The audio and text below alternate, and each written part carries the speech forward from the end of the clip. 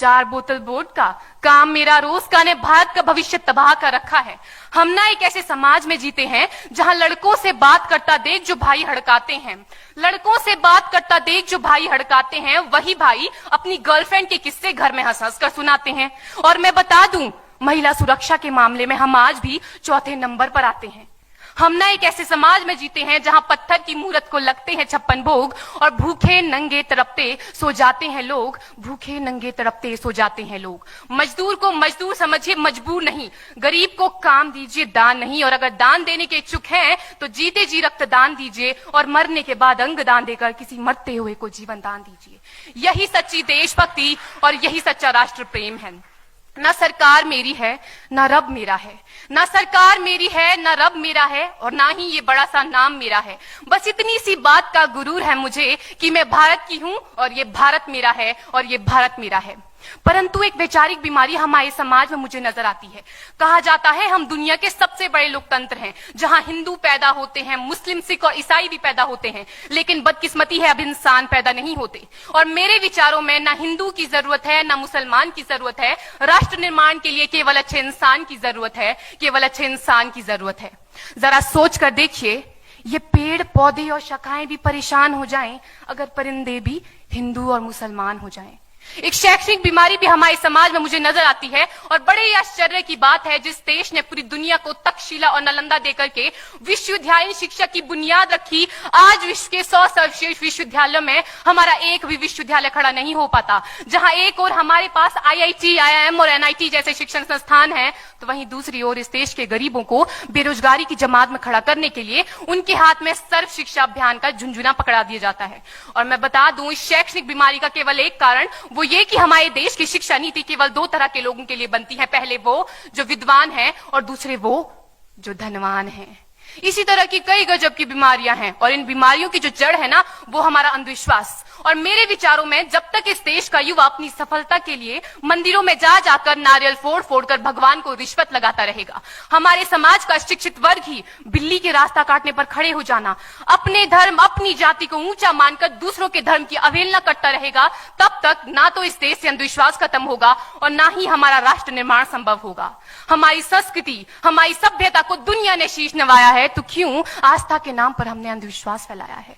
मेरे विचारों में हमारा राष्ट्र निर्माण तब संभव होगा जब इस देश में महिलाओं की पूजा नहीं, उनकी इज्जत की जाएगी। राष्ट्र निर्माण तब संभव होगा जब हम जातिगत आरक्षण नहीं बल्कि सामाजिक सशक्तिकरण पर बात करेंगे।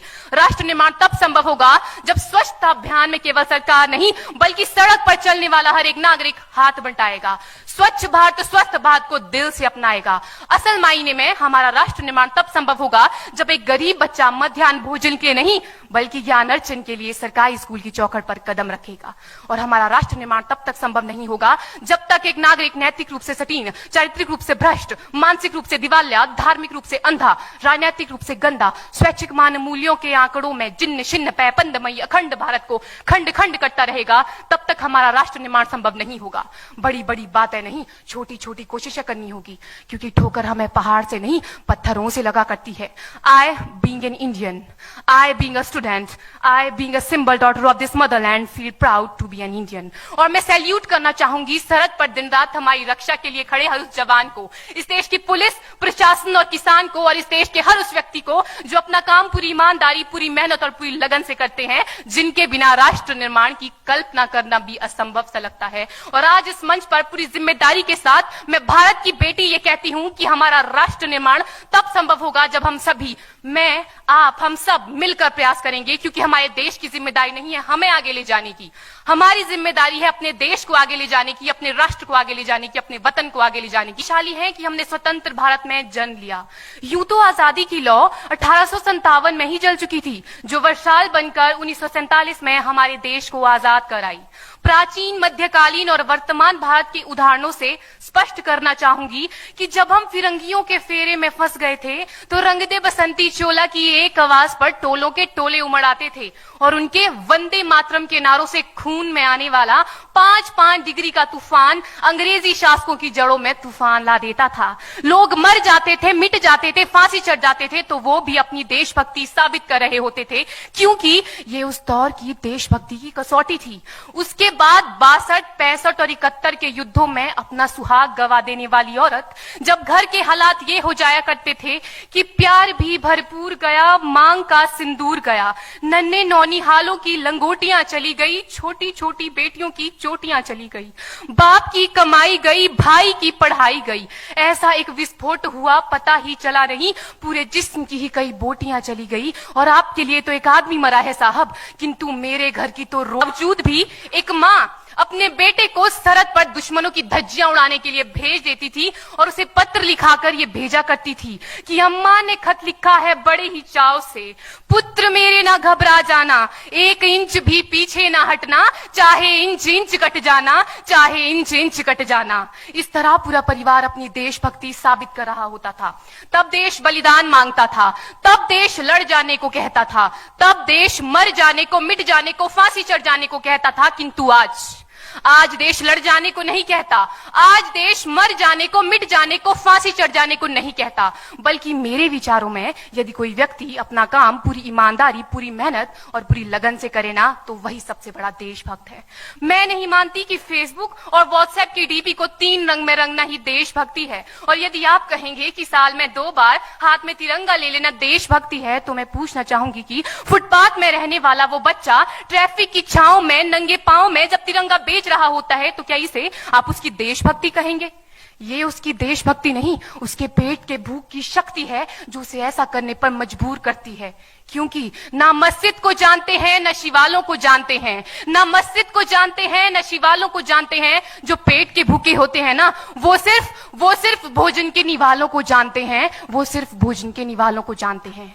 अपने परिवार, अपने समाज, अपने देश के लिए समर्पण का भाव है देशभक्ति। और हर देशद्रोही के जीवन में आने वाला तूफान है हमारी सच्ची देशभक्ति, ताकि हर देशद्रोही ये समझ सके कि अगर तू परिंदा है तो ये आसमान तेरा है, अगर तू दरिंदा है तो ये शमशान तेरा है, भाईचारे से रहना है तो रह इस जमीन पर, वरना ये कब्र भी तेरी है और यही कब्रिस्तान तेरा है और यही कब्रिस्तान तेरा है।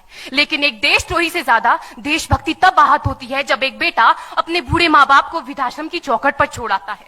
कर उठती है वो देशभक्ति जब मुसीबत में फंसे लोगों की जान बचाने से ज्यादा हम सेल्फी लेकर अपने लाइक बढ़ाने में लगे रहते हैं। आज के इस दौर में वो युवा जिनके ऊपर जिम्मेदारी थी अपने देश, अपने समाज, अपने राष्ट्र की आशाओं को बांधे रखने की। हिंदुस्तान महान था, महान है, महान रहेगा। मेरा हिंदुस्तान महान था, महान है, महान रहेगा। होगा हौसला सबके दिलों में बुलंद तो एक दिन पाकिस्तान भी जय हिंद कहेगा। पाकिस्तान ही क्यों, सारा जहान जय हिंद कहेगा। क्योंकि सारे जहां से अच्छा हिंदुस्तान हमारा, सारे जहां से अच्छा हिंदुस्तान हमारा। हम बुलबुलें हैं इसकी, ये गुलिस्तान हमारा, ये गुलिस्तान हमारा। जय हिंद, वंदे मातरम। हमरे यहाँ वीकेंड फ्राइडे, सैटरडे और संडे नहीं होता है। हमरे यहाँ वीकेंड फ्राइडे, सैटरडे और संडे नहीं होता। हमरे लिए हफ्ता शुक्र, शनिचर और इतवार होता है।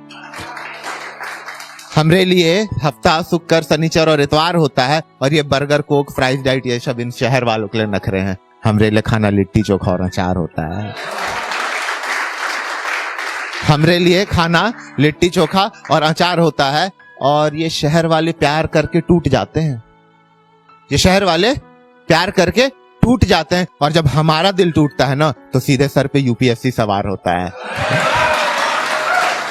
तो सीधे सर पे यूपीएससी सवार होता है। आना मेरे गांव में, दिखाएंगे तुमको कैसे सूरज को भी जमीन से प्यार होता है। और इतनी खूबियां है मेरे गांव की, तब जाके बिहार बिहार होता है। Thank you.